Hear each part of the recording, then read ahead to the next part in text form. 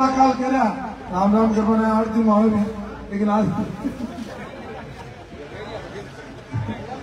तो हाँ वो अपन सुन रहे अब बिजली अब दवा जाते बिजली चली जाए तो पानी डोले क्यों करता ही जाए। बहुत बहुत धन्यवाद दसाना के सभी नागरिकों और उपस्थित सभी सम्मानित ये हमारे मोतियों से रहेंगे मेहमान और सम्मानित जनता। ये माजी का नाम आपको माजी नाम का ही है।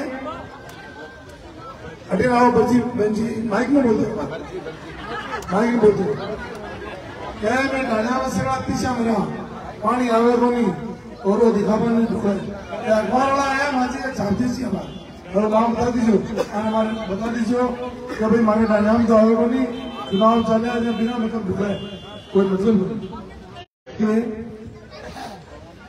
इस चुनाव के मामले में इतना ही कहूंगा जैसा मांगलाल जी टोडोडिया साहब ने कहा कि भाई हमारे माननीय चेतन जी टूडी 18 से 23 तक एमएलए अपने रहे और 13 से 18 में मैं आपका एमएलए रहा।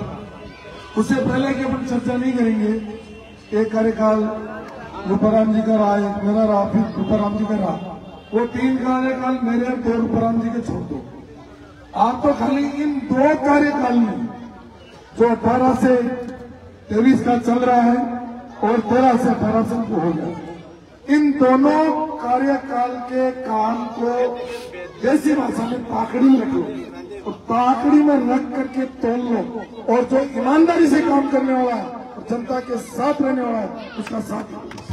मैं इतना एक लाइन में बात करूं, मैं इतना विश्वास दिला सकता हूं कि मैं 10 साल तक एमएलए रहा यहाँ का।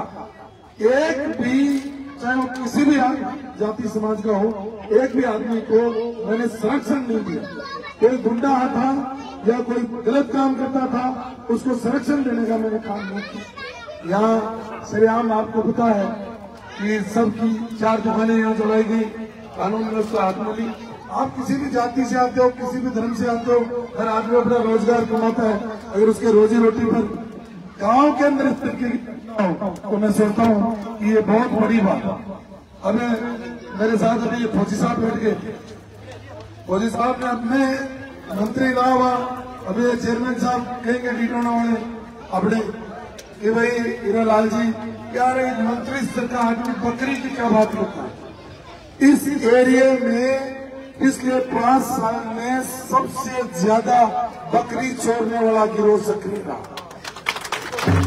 अब बकरी जयपुर में जो बैठा हुआ है अशोक कॉलेज और वसुंधरा जी के लिए तो बकरी मायने नहीं रखती, लेकिन जो बेचारा गरीब खेत में बैठा है उसके लिए तो बकरी भगवान के बराबर है, क्योंकि वो दूध भी देती है, बच्चे भी पैदा करती है, उससे उन बच्चों को पाल करके वो पशुपालन के जरिए अपना रोजी रोटी कमाता है।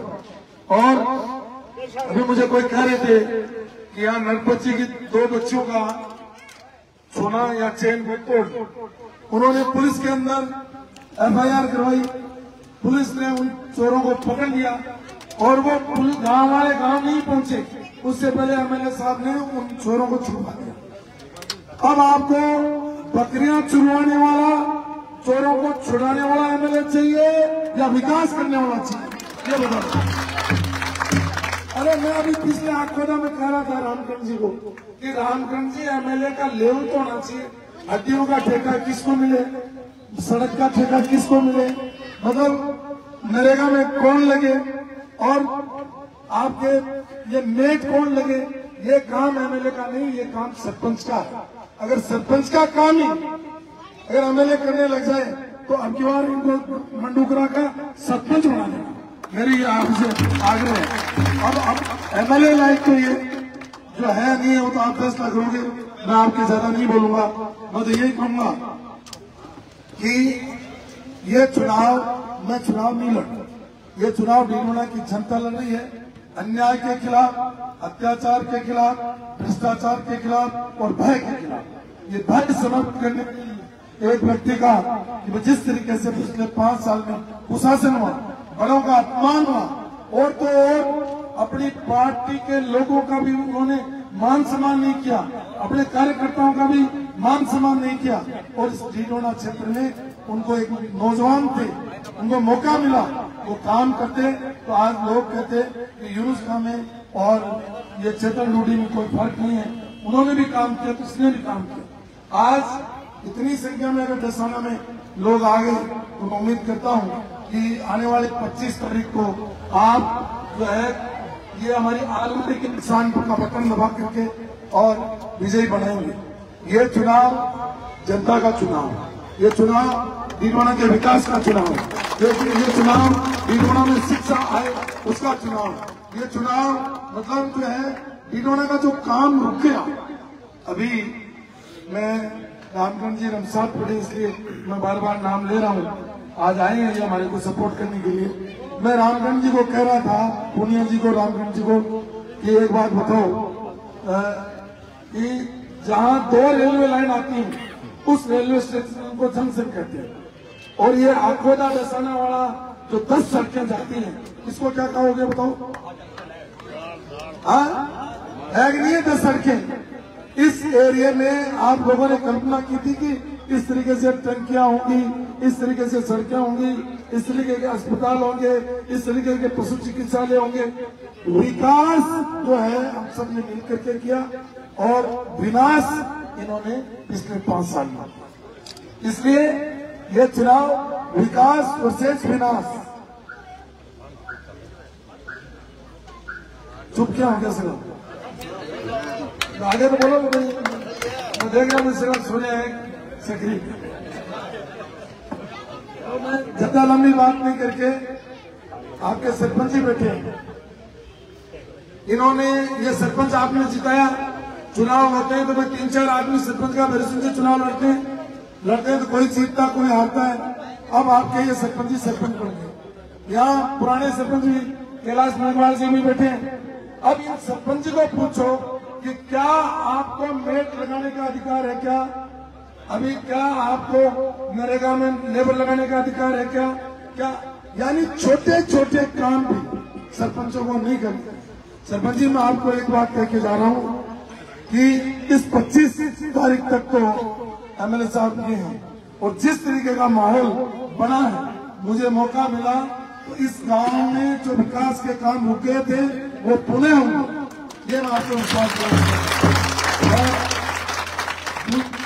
लास्ट बात यह है कि ये जगदम्बा स्पोर्ट्स क्लब है ना आपका, आगे वो लड़के जगदम्बा वाले, अरे नाम भाई आगे नौजवान आ जाओ, सर आओ, ये सको आ जाओ। अरे सागे तो 5 साल अपन चाल नहीं है, 400 साल से अपन सगळा आ जाओ नौजवानों आओ।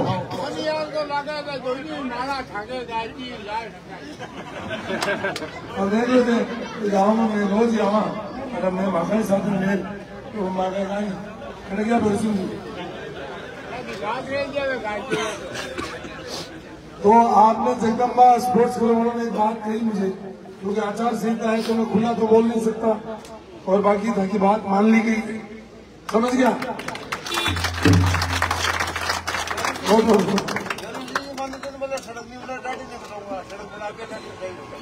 कौन?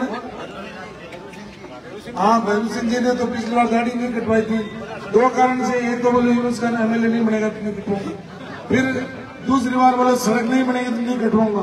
तो मेरे को मजबूरी में एमएलए भी बनना पड़ा और फिर सड़क भी बनानी पड़ी।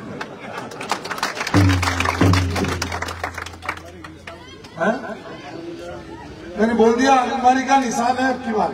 हाँ जी,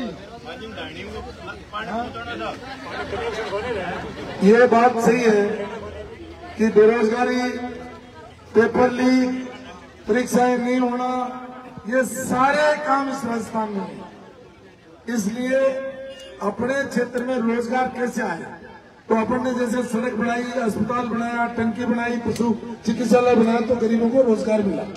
रोजगार के ये अपना कनेक्टिविटी बढ़ी, इससे लोगों को रोजगार मिला। अब इंडस्ट्री यहाँ लगेगी तो रोजगार होगा, सरकार नौकरी निकालेगी, पेपर लीक नहीं होंगे तो लोगों को रोजगार मिलेगा। इसलिए नौजवानों को रोजगार मिले, हर हाथ को काम मिले।